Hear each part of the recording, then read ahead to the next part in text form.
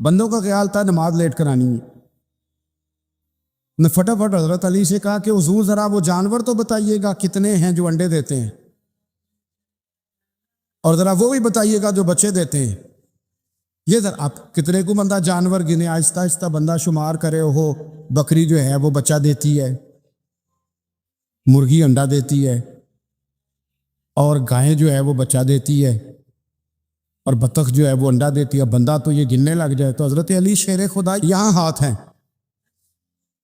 فرمانے لگے گھر جا کے گن لینا. موٹی سی بات بتاتا ہوں، جن جانوروں کے کان باہر ہوتے ہیں وہ بچے دیتے ہیں، جن کے اندر ہوتے ہیں وہ انڈے دیتے ہیں. اللہ اکبر. نماز کی نیت باندھ لی تم گننا گھر جا کے.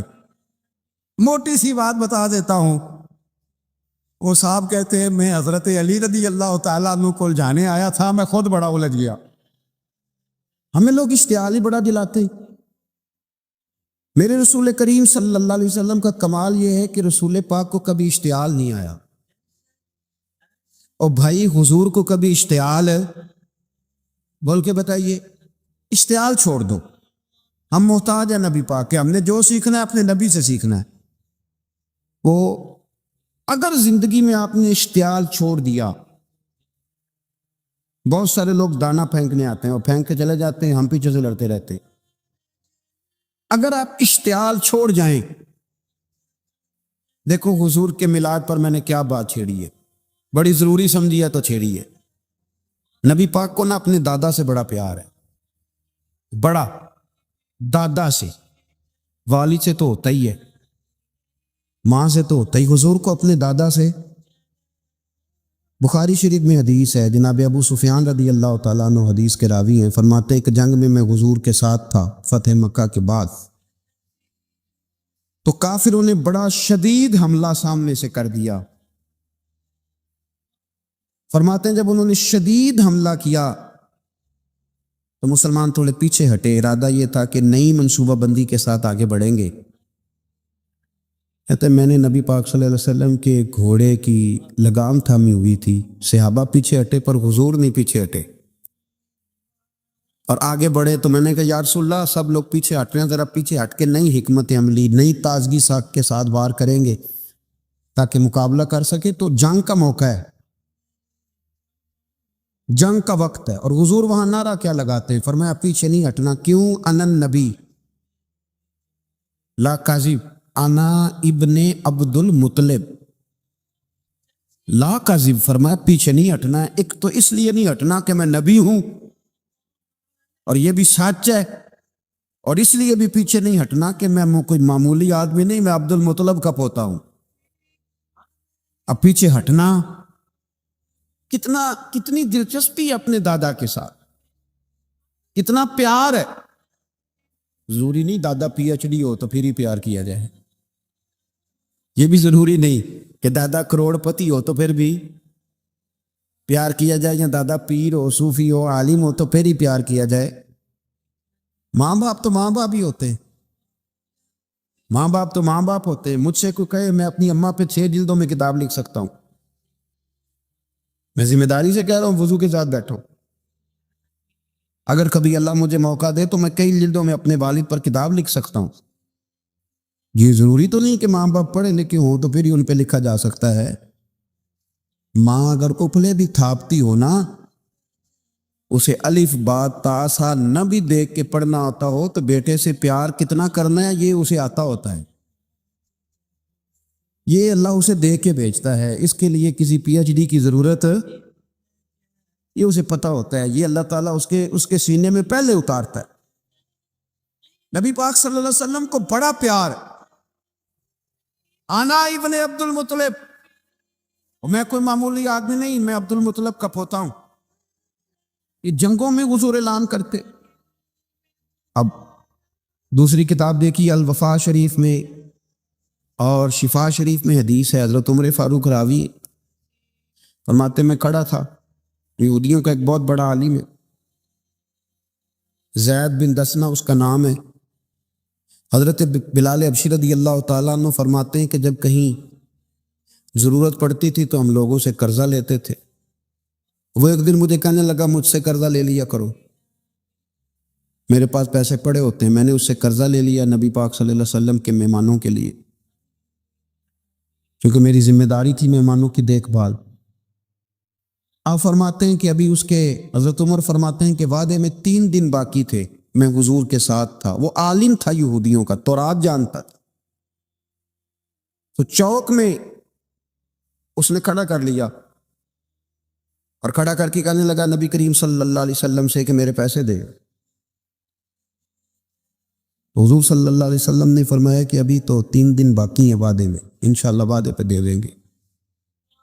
میں نے جو مضمون چھیڑا ہے وہ میں نے مکمل کرنا ہے، آپ میری بات پہ توجہ کرنا۔ میں کہہ چکا ہوں کہ حضور کو دادا سے بڑا ہی پیار ہے۔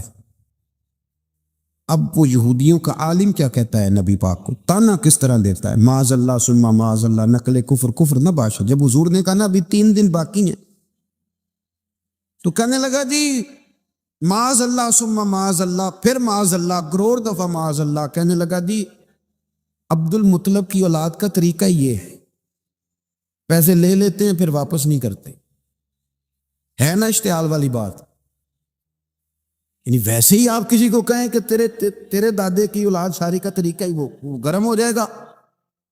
اور اگر یہ کہہ دیا جائے اس ذات کے بارے میں جس سے آپ پیار بھی عشق کی حد تک کرتے ہو، تو اب تھپڑ تو بنتے ہیں نا 4،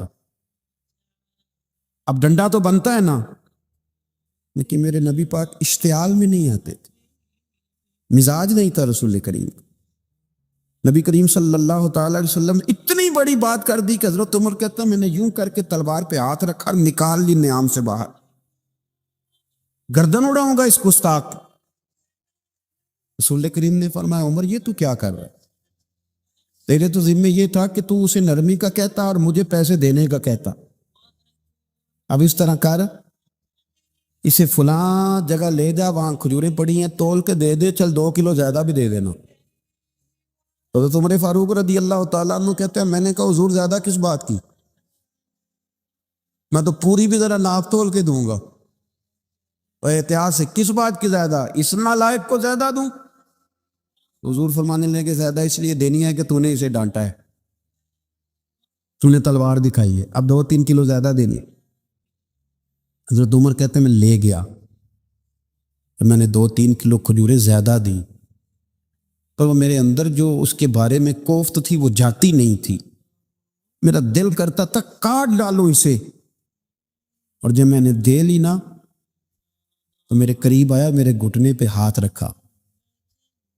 آنسو بڑے قیمتی ہوتے، ایک کبھی نکلتے، کہتے ہیں جب میرے گھٹنے پہ اس نے ہاتھ رکھا تو وہ یہودیوں کا عالم رو پڑا، کہنے لگا عمر تیرا کیا خیال ہے کہ میں بلا وجہ یہ میں نے بات کر دی؟ کہا نہیں، تو روتا کیوں ہے، پہلے بے ادبی کرتا اب روتا ہے؟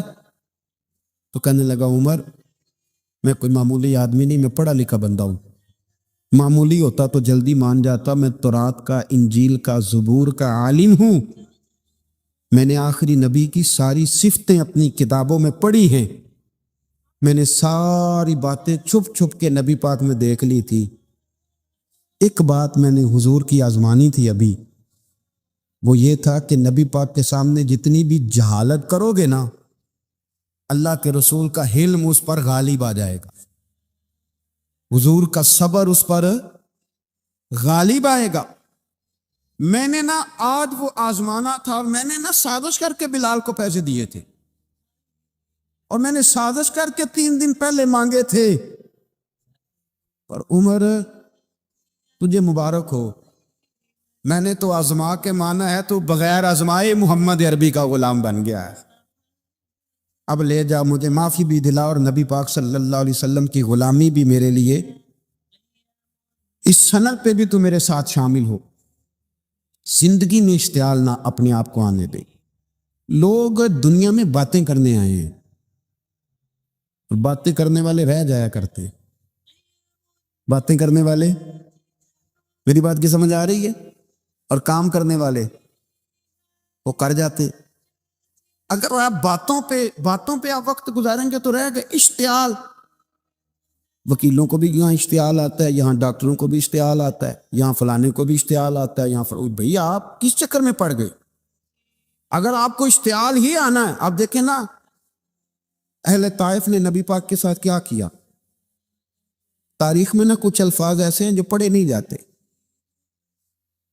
جب انہوں نے کہا کہ معاذ اللہ آپ نبی ہیں جو دروازہ دروازہ گھوم رہے ہیں، آپ نبی ہیں جن کے ساتھ لشکر ہی کوئی نہیں، پیسے ہی کوئی نہیں، آپ ہیں، اتنے سخت جملے، پھر پتھر بھی مارے۔ اشتعال تو 1.5 منٹ میں آ جاتا بندے کو، اور ہمارے ہاں تو رہ بھی صرف اشتعال ہی گیا ہے، صرف اشتعال ہی ہے، جس کو دیکھو اسے اشتعال ہے، ادھر بھی لڑائی، ادھر بھی دنگا، ادھر بھی فساد۔ بھئی آپ چھوڑیں۔ رسول کریم علیہ الصلوۃ والسلام کو حضرت زید بن حارثہ نے کہا حضور دعا کریں یہ تباہ ہو جائے، نبی پاک نے فرمایا، لفظ حدیث کے فرمایا لم ابعث لعانا، فرمایا میں کو تانے دینے والا بن کے آیا ہوں، میں کو وہ ہوں جو تانا زنی کروں گا، بد دعا دوں گا انہیں۔ فرمایا انما بعثت ہادیا و رحمہ، فرمایا میں تو رحمت بن کے آیا ہوں اور لوگوں کو ہدایت کا راستہ دکھانے کے لیے آیا ہوں۔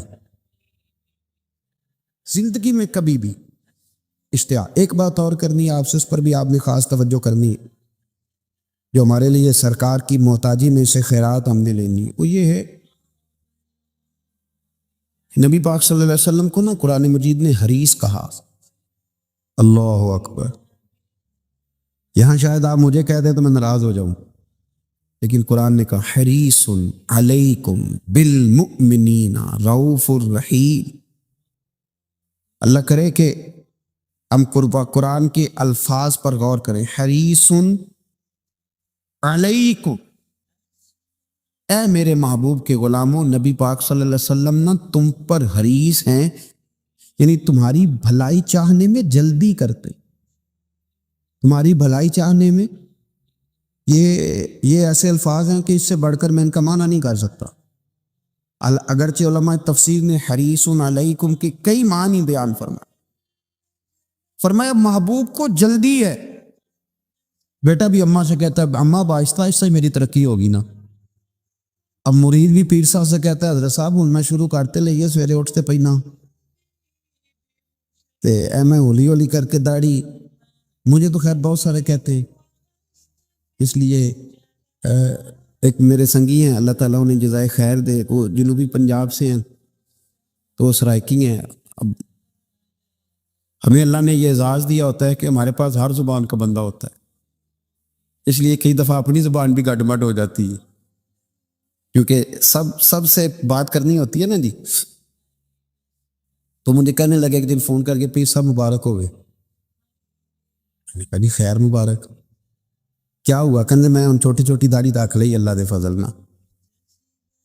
میں کہا چلو میں تیری مبارک قبول کتی تو مہربانی کری انہوں کھاد شاد باندھا رہی تاکہ تھوڑی بڑی بھی ہو ہی جائے، یہ مبارک ہوئے۔ میں چھوٹی چھوٹی، میں کہا چلو اللہ کریم خیر کرے گا بڑی بھی ہو جائے، حالانکہ داڑھی کا کوئی وزن ہی نہیں ہوتا، کیوں ہوتا ہے نہ چھوٹی کا نہ بڑی کا، اللہ سمجھنے کی توفیق عطا فرمائے۔ بار کہ جو بات عرض کرنی ہے اس کی طرف آتا ہوں آپ حضرات سے۔ حریص علیکم، بھئی ہر بندہ کہتا ہے میں آہستہ آہستہ چلوں گا، لیکن نبی پاک صلی اللہ تعالی علیہ وسلم نے شوق رکھتے میری امت کو جلدی سے خیر ملے، جلدی سے۔ آپ دیکھیں نا ہم نے نا اصل میں سنی تقریریں، سنانے والوں نے سنا دیں، بس وہ ٹھیک ہے ایک نظام ہے، لیکن کبھی کبھی نا ہم الجھ جاتے ہیں، اڑ جاتے ہیں کہ یار ایسے بھی ہوتا ہے۔ نبی پاک جلدی کرتے ہیں اپنی امت کو خیر دینے میں، جلدی۔ حضرت ابو ہریرہ نے حافظہ مانگا تو فٹافٹ دیا حضور۔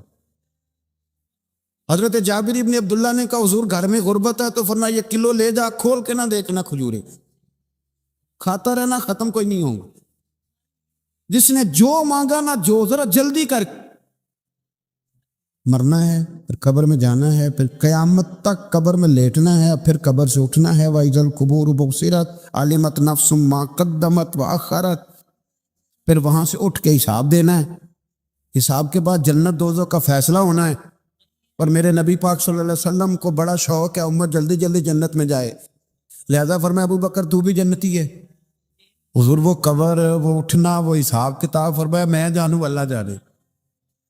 عمر تو بھی جنتی ہے، عثمان بھی جنتی ہے، علی بھی جنتی ہے، طلحہ بھی جنتی ہے، زبیر بن عوام بھی جنتی ہے، طلحہ بن عبید اللہ بھی جنتی۔ 10 بندوں کو نہ کھڑے کھڑے جنت۔ امام حسن اور حسین پیچھے کھیل رہے تھے، تو پوچھ لیا کسی نے حضور یہ 10 تو جنتی ہیں، تو فرمایا جو پیچھے ہیں، تو کہا سید الشباب اہل الجنہ، یہ جنتی ہیں اور یہ جنتیوں کے سردار ہیں۔ آپ ذرا پلٹ کے دیکھ لیں کس طرح حضور نے، اور یہ اس شوق کو آپ سمجھیں، ہمیں تو شوق ہی کوئی نہیں۔ اب یقین کریں نہیں شوق، زیادہ سے زیادہ شوق ہوگا تو اپنے بیٹے کے حق میں ہوگا کہ جلدی جوان ہو جائے، اور اس میں بھی ہماری ڈبل لالچ ہوتا ہے کہ بچہ جوان ہو جائے اور میں کبھی بوڑھا بھی نہ ہوں، یہ بھی جوان ہو جائے اور میں بھی جوان ہی رہوں۔ بھئی یہ تو نہیں نہ ہو سکتا، اگر وہ جوان ہوگا تو پھر آپ کو بوڑھا ہونا پڑے گا، لیکن ہمارا ڈبل لالچ ہے، یہ بھی جوان ہو جائے اور میں بھی جوان ہی رہوں۔ یہ ہو سکتا؟ نبی پاک صلی اللہ علیہ وسلم نے فرمایا، آپ ذرا غور کریں، فرمایا وہ بیر رومہ ہے جو خرید کے دے دے گا میں اسے جنت کی بشارت دیتا ہوں۔ فرمایا جو مسجد بنائے گا میں گارنٹی دیتا ہوں اپنے لیے جنت میں مکان بنا لے گا۔ میرے رسول کریم علیہ الصلوۃ والسلام جنت کو آسان کرتے چلے گئے، فرمایا 2 چیزوں کی ضمانت دے دے، زبان اور شرمگاہ کا غلط استعمال نہ کرنا، میں تجھے گارنٹی دیتا ہوں کہ رب تجھے بغیر حساب کتاب جنت عطا کر دے۔ جلدی کے ساتھ حضور نے یہ شوق پیدا کی۔ ہمارے ہاں نا ہر معاملے میں تیزی ہے، امیر راتوں رات ہونا ہے، حسین راتوں رات ہونا ہے، اور بادشاہ بھی نیک ذرا آہستہ آہستہ ہو کے کرنا ہے، آہستہ آہستہ آہستہ آہستہ۔ اور تم ہر بلے مسیطے بہ رہے ہیں تو اور کتے بھئی ہے جی؟ بھئی مسجد اللہ کا گھر ہے، تیرے گھر بیٹھتے تو 2-3 زیادہ بیٹھتے، تو نے کہنا تھا کوئی اور کام بھی کریا کر، اللہ کے گھر بیٹھے ہیں تو یہاں بھی تجھے اعتراض ہے، کدھر جا کے بیٹھے، کدھر بیٹھے جا کے؟ ہمارا ایک پیر بھائی تھا، اللہ اکبر، تو حضرت صاحب کے پاس آ کے نا کسی نے شکایت لگائی اس کی کہ اس کے گھر والے کہتے ہیں دیار والے پیران کو لے بیٹھا رہنا ہے، تو سب ہنستا ہے، فرمان لگے ایک باری پھر گل کری، کہتا جو کہتے ہیں ہر وقت پیروں کے پاس بیٹھ رہتا ہے، فرمایا یار بڑا مزہ ہے، ایک باری پھر کری۔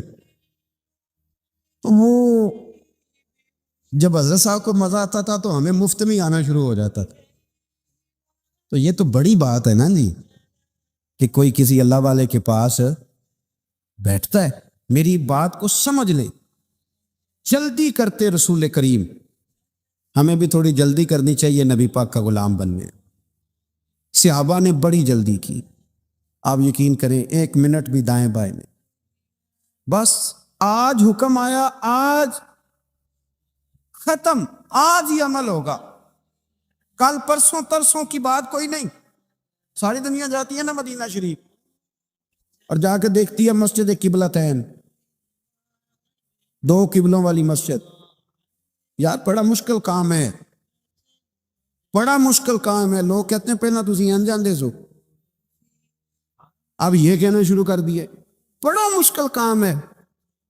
حضور نے 4 رکعتوں والی نماز 2 ادھر منہ کر کے پڑھائی اور پھر 2 رکھتے ہیں، اور یار مشکل ہے کام، بڑا مشکل۔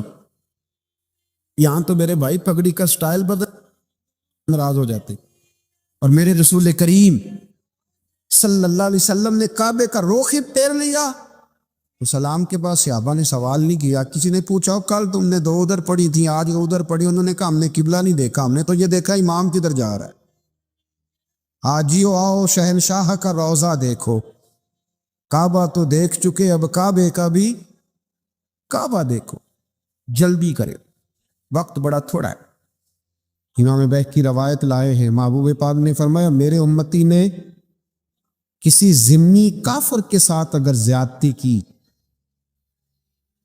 وہ ٹیکس دیتا تھا، جزیہ دیتا تھا، ذمہ کافر تھا، اور میرے امتی نے اگر اس کے ساتھ زیادتی کی، نبی پاک صلی اللہ علیہ وسلم فرماتے ہیں میں قیامت کے دن اس کافر کے ساتھ مل کر اپنے امتی پر اللہ کی بارگاہ میں مقدمہ دائر کروں گا، میں خود مقدمہ دائر کروں۔ آپ کب بولیں گے؟ ابھی بھی وقت نہیں ہے آپ کے بولنے کا۔ میری تو دعوت یہ ہے کہ ہر سیاسی جماعت ریزائن کرے کہ ہم اس ملک میں سیاست نہیں کریں گے، مذہبی جماعتیں تبلیغ کرنا بند کر دیں، پیران اعظام کدی نشینیاں چھوڑ کے باہر نکلے، جو ہر چوک اور ہر چوراہے میں لوگ نصیحتوں کا بازار گرم کر کے کھڑے ہیں، یہ چھوڑ دیں۔ کیا اثر ہے تمہاری تبلیغوں کا؟ کیا مل رہا ہے قوم کو؟ تمہاری گدیاں کیا تزکیہ نفس کر رہی ہیں؟ اور ہر اس آدمی پہ مقدمہ ہونا چاہیے جس کے موبائل میں گندی فوٹو ہے۔ ہر وہ آدمی مجرم ہے جو کند دیکھتا ہے، کند آگے تقسیم کرتا ہے۔ ایسے ہی ایک دو آدمی کا نام لگا کے چپ کر گئے ہو، صبح قیامت کے دن میں مجھے بھی پوچھا جائے گا اور آپ کو بھی پوچھا جائے گا۔ ہر ایک آدمی دوسرے پہ بوجھ ڈال کے خاموش ہو جاتا ہے۔ حکومت نے غلط کیا، حکومت بنوائی کس نے تھی؟ کس نے ووٹ دیا تھا؟ برابر کے شریک ہیں ان کے جرموں میں جو ان کو ٹھپے لگاتے ہیں، چپ کر جاتے ہو تنقید کر کے۔ حضرت سیدنا امام مالک رحمۃ اللہ علیہ فرمایا کرتے ظالموں کا مددگار بھی ظالم ہوتا ہے، تو ان کو ٹھپے لگانے والا ظالم نہیں ہوتا؟ وہ نہیں مددگار ظالموں کا؟ ابھی تک لوگ کہہ رہے ہیں مولانا آپ سخت جملے کہتے ہیں، آپ سخت جملے کہتے ہیں، آپ بچے۔ میں نے کہا تمہیں پتہ نہیں نا، تمہیں خبر نہیں، تم اس زیادتی کا شکار نہیں ہو، تمہیں کیا پتا۔ میرے ایک چچا کا بیٹا تھا، اکلوتا تھا، وہ رستے میں جاتے ہوئے کسی کی گولی کا شکار ہو گیا۔ میں تھانے گیا پرچہ کٹوانے، طالب علمی کا زمانہ تھا۔ جب میں گھر سے نکلا تھا تو میری جیب میں 2 روپے تھے۔ میرے تو ابا جی بڑی دیر پہلے انتقال کر گئے۔ چچا کی یہ حالت تھی کہ وہ بیچارے اٹھنے کے قابل ہی رہے، ایک بیٹا تھا۔ اور میں جب تھانے گیا تو میں نے پرچہ کاٹنے والے سے کہا کہ قتل ہو گیا ہے، پرچہ کٹوانا ہے۔ اور ڈاکٹر یہ کہتا ہے، ڈاکٹر یہ مسیحا بنے پھرتے ہیں قوم کے، وہ کہتا ہے لاش کو ادھر رکھو اور پہلے پرچہ کٹوا کے لاؤ، پھر پوسٹ مارٹم کریں گے۔ اس نے بھی ایک ٹیلی فون کرنا گوارا نہیں کیا کہ سارے ظالم ہیں الا ماشا، یہ سب کٹہروں میں آئیں گے، ان سب کو حساب دینا۔ ان کی گودوں میں بیٹھنے والے مولوی اور پیر سب سے پہلے وہ لٹکائے جائیں گے، سب سے پہلا نمبر ان کا ہے۔ میں نے جا کے کہا پرچہ کہ پہلے پرچہ کٹواؤ پھر پوسٹ مارٹم سے۔ میں نے کہا پرچہ، تو پولیس والا مجھے کہنے لگا ایک پینسلوں کا ڈبہ لاؤ، یہ نمائندے ہیں ہمارے، یہ ہماری حفاظت کرنے پہ، یہ تمہارے لیے تم نے خود اپنے لیے پولیس بنائی ہے۔ زینب کا چچا کہتا ہے جب میں تھانے گیا تھا پرچہ کٹوانے، مجھے پولیس والے کہتے تھے اگر مالٹے ٹھنڈے ملتے ہیں تو لے کے آ، اور زینب کا چچا کہتا ہے کہ وہ مجھے کہتے تھے کہ جا نیسلے کی 2 بوتلیں لا، پانی پینا ہے۔ اس ملک پہ بسنے والوں کا کوئی وارث نہیں، کوئی نہیں ان کا والی وارث۔ اور کہتا ہے کوڑے میں پڑی لپٹی ہوئی خون سے لاش، اور مجھے پولیس والے کہتے ہیں فلانے نے لاش ڈھونڈیا، اسے تو پہلے 10,000 دے لے۔ میں ظالم ہوں، آپ ظالم ہیں، جنہوں نے ان ظالموں کو اپنا سپہ سالار بنایا۔ تیاری کر رہو اللہ کے حضور۔ میں نے پوچھا رب کریم سے، مولا تو بتانا رزلٹ کب نکلے گا؟ تو رب کریم نے فرمایا دنیا تو غافل ہو سکتی ہے، وَلَا تَحْسَبَنَّ اللَّهَ غَافِلًا عَمَّا يَعْمَلُ الظَّالِمُونَ۔ کر جا کے سورۃ ابراہیم کی آیت نمبر 42 پڑھو۔ رب فرماتا ہے اللہ غافل نہیں ہے ان لوگوں سے جو دنیا میں ظلم کر رہے ہیں۔ اللہ ظالموں کے کاموں سے غافل ہے تو پھر مولا رزلٹ کیا ہے؟ فرمایا انما یؤخرہم لیوم، اللہ نے ایک دن کے لیے یہ فیصلے رکھے ہوئے۔ رب روز عدالت نہیں لگائے گا، اللہ نے ایک دن رکھا ہوا۔ تشخص فیہ الابصار، فرمایا میں ظالموں کو اس طرح لٹکاؤں گا کہ لوگوں کی آنکھیں کھلے کی کھلی رہ جائیں. میں ظالم کو رب کریم فرماتا ہے مجھے کوئی غافل نہ سمجھے، وقت آنے والا ہے، وقت آنے والا ہے. حضرت وہاب ابن منبہ رحمۃ اللہ تعالی علیہ فرماتے، آپ فرماتے بنی اسرائیل کے اندر ایک بادشاہ بڑا ظالم تھا. اس نے محل تعمیر کرنا شروع کر لیا. محل بن رہا ہے، محل کے بیچ ایک جھونپڑی آ گئی، کٹیا ایک بوڑھی عورت کی. تو بادشاہ نے اس بی بی سے کہا کہ یہ کٹیا، یہ جھونپڑی دے دو، میرے محل کا نقشہ خراب ہوتا ہے. بوڑھی کہنے لگی میں بیوہ بھی ہوں، بے اولاد بھی ہوں. جب میں بیاہ کے یہاں آئی تھی تو میرے ابا نے کہا تھا بیٹی تیرا جنازہ نکلنا چاہیے، تو چلو میں پکا ہوا پھل ہوں، تھوڑا وقت رہ گیا ہے، مر جاؤں گی تو تمہارا ہی ہے، میرا کون سا قبالی وارث ہے.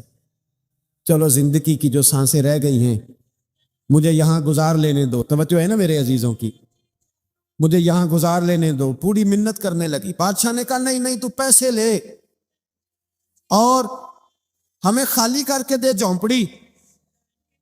بادشاہ نے اصرار کیا تو پوری کہنے لگی نہیں میں نے دوں گی. وہ اپنے گھر کے اندر بیٹھ گئی. یوں سمجھ لیجیے کہ بلڈوزر تیار کر کے چھپا دیا گیا. 2 4 5 سپاہی کھڑے کر دیے کہ بوڑھی نے کو ساری زندگی گھر میں تو نہیں نہ بیٹھنا، نکلنا تو ہے نا باہر. جب نکلے نا تو فوراً اس کا مکان گرا دو، 2 4 5 10 مستری اکٹھے لگاؤ، دیوار بنا دو. اس طرح قبضے ہوتے. بوڑھی کچھ دیر تو چمٹی رہی گھر کے ساتھ، پھر اس کو نکلنا بھی تھا. جب اس نے سمجھا کہ امن ہو گیا ہے پھر وہ بوڑھی باہر نکلی. اور جب وہ گئی باہر، چند گھنٹوں کے بعد واپس آئی تو جھونپڑی گری ہوئی تھی. گھر کی چھت کے تنکے ہواؤں کے ساتھ بکھرے ہوئے تھے. نیا مکان بن گیا. وہاب ابن منبہ علیہ رحمہ فرماتے اس بی بی نے جو دعا مانگی تو عرش فرش ہلنے لگے، زمین کانپنے لگی. اس بی بی نے لفظ پتہ کیا ادا کیے؟ کہنے لگی اے اللہ میں تو موجود نہیں تھی، تو بتا تو کہاں تھا؟ اللہ میں تو نہیں تھی. زینب کی اماں بھی پوچھتی ہے اللہ میں تو نہیں تھی، تو موجود تھا نا. عرش کا مالک کہتا میں ہلا دوں گا. ذرا ان علماء کو، مشائخ کو، ان ارباب اقتدار کو دیکھ لینے دو، میری ڈھیل ہے، میں انہیں ہلا دوں گا. کہتی اللہ میں تو نہیں تھی، تو کہاں تھا؟ تو بتا. رب کہتے ہیں فرمایا جبریل دوڑ کے جا، دوڑ. اللہ حکم کیا ہے؟ فرمایا پلٹ دے اس بستی کو، تباہ کر دے ان لوگوں کو جو ظلم پر چپ رہتے، انہیں تباہ کر دے. دنیا میں قتیل اس سے منافق نہیں کوئی، دنیا میں قتیل اس سے منافق نہیں کوئی جو ظلم تو سہتا ہے بغاوت نہیں کرتا. اس کا منافق نہیں کوئی. منافق بن کے جینا بند کر دو، اب مومن بن کے جینا سیکھو. ان ظالموں کے خلاف بولو. میرے عزیز کہتے تباہ کر دو بستی کو. بستی الٹتی، گھر تباہ ہو گئے. یاد رکھو عرش کا مالک ہے تو میں دیکھ رہا ہوں، ورنہ کوئی موجود نہ تھا، میں تو تھا نا، میں تو سارا کچھ دیکھ رہا ہوں. میں اس ولا تحسبن اللہ غافلا اما یعمل الظالمون، لوگ اللہ کو غافل نہ سمجھیں. اور پھر میڈیا چیختا ہے، کہتا ہے جی بڑا ظلم ہوا. اس کام میں سب سے زیادہ کردار اس برائی کو پھیلانے میں میڈیا کا ہے. میڈیا تو بچوں کو گناہ کے طریقے بتلاتا ہے. اور حکومتیں ممتاز قادری کا جنازہ نہ دکھانا ہو تو میڈیا سارا بند ہو جاتا ہے.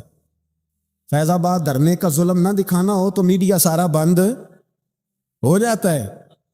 تو گند اگر دکھانا بند روکنا چاہیں تو گند رک سکتا ہے کہ نہیں رک سکتا؟ یہ پابندی، یہ ٹیکنیکلی زمانہ ہے. اگر یہ بند کرنا چاہے ٹھیک ہے، اگر یہ بند کرنا چاہے تو ہر چیز اپنی جگہ پہ بند ہو سکتی ہے کہ نہیں؟ بولیں. لیکن ہم تو روئیں گے نا، فیس بک پہ تصویر لگائیں گے زینب کے ساتھ ظلم ہوا تو تیری تو امام والی دکان پہ گندی فوٹو لگی ہوئی ہے، پھر تو موبائل میں سارا گند ہے۔ اس گند کی ترویج و اشاعت میں تو میں اور آپ شامل ہوتے جا رہے، گند تو پرموٹ ہو رہا ہے، اسی سے تو لوگوں کے جذبات ابھرتے ہیں۔ ابا جی کہتے ہیں مجھے اعتبار ہے، مجھے اعتبار ہے بیٹی پہ۔ یہ کیا تماشا ہوا اعتبار کا؟ یہ کیا بات ہوئی؟ اعتبار کس کو کہتے ہیں؟ حضرت جنید بغدادی رحمۃ اللہ تعالی علیہ، آپ سے کسی نے پوچھا، میں تھوڑے دن پہلے، مجھے گجرات یونیورسٹی کے کچھ طالب علموں نے دعوت دی، کچھ اساتذہ نے کہا کہ یہاں سیرت سیمینار ہے، آپ آئیں۔ سیالکوٹ میں جو کیمپس ہے، میں وہاں جب پہنچا تو میں نے کہا یار یہ صرف لڑکے ہونے چاہیے۔ کہنے لگے اتنے بولے مولوی تقریر کرتے ہیں لڑکیوں میں، تو آپ، تو میں نے کہا یار مجھے دکھیا نو سمجھ لو، پرانے خیالات کا ہوں، اور ویسے بھی میرے لیے مولوی حجت نہیں، میرے لیے رسول اللہ کا دین حجت ہے، تو آپ پردہ کرائیں۔ خیر انہوں نے مہربانی کی، کوئی پارٹیشن ہو گئی۔ جب میں پہنچا تو شاید 1.5 منٹ لگا ہو مجھے گیٹ سے ہال میں جانے تک، لیکن وہاں جو بچے اور بچیوں کا میں نے حال دیکھا تو میں دعا مانگ رہا تھا، اے اللہ تو اس قوم پہ فضل فرما، اس قوم پہ۔ ابا جی کہتے مجھے اعتماد ہے۔